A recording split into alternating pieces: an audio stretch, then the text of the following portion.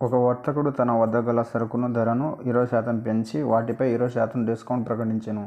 మొత్తం మీద అతనికి వచ్చే లాభం లేదా నష్టం శాతం ఎంత అంటుండు. ఫస్ట్ మనం 100% అనుకుంటే దానికి ఫస్ట్ ఏమన్నాడు, 20% పెంచిండు. 20% పెంచిన అంటే ప్లస్సేగా, 120 అయిపోయింది. 120% మీద ఏమన్నాడు, తర్వాత 20% డిస్కౌంట్ అంటే 20% డిస్కౌంట్ చేసిన తర్వాత 80గా. 100లో 20% తీసేస్తే 80%గా డిస్కౌంట్. అప్పుడు 120 × 80/100. ఈ 0 ఈ 0 ఈ 0 ఈ 0 12 8లు 12 × 8 12 8లు ఎంత, 96% పర్సెంటేజ్ వచ్చింది. మన అసలు ఎంత, 100%. 100% 96% తీసేస్తే ఎంత, 4% మనకు లాసేగా.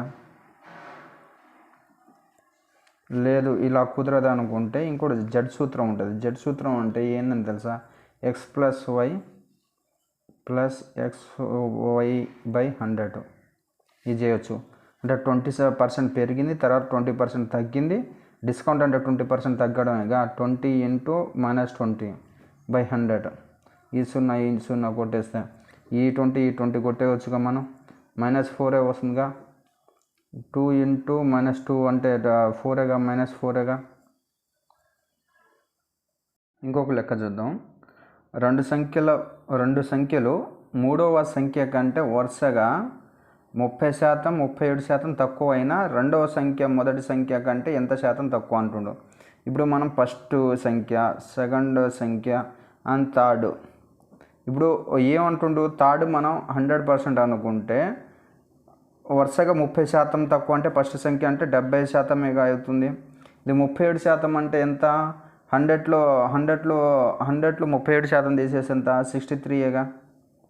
63 అవుతుందిగా. అయితే ఇది ఏమంటుండు, రెండవ సంఖ్య మొదటి సంఖ్య కంటే ఎంత శాతం తక్కువ అంటుండు. ఇప్పుడు రెండవ సంఖ్య మొదటి సంఖ్య కంటే దీనికంటే ఈ రెండవ సంఖ్య మొదటి సంఖ్య కంటే ఎంత తక్కువ అంటుండు. అంటే దీనికంటే ఇది ఎంత తక్కువ అంటుండు. అప్పుడు డిఫరెంట్ ఎంత వస్తుంది, ఈ రెండింటి డిఫరెంట్ 7%. 7 మొదటి సంఖ్య ఎంత, 70 × 100. ఈ 0 ఈ 0 7 10%. ఓకేనా.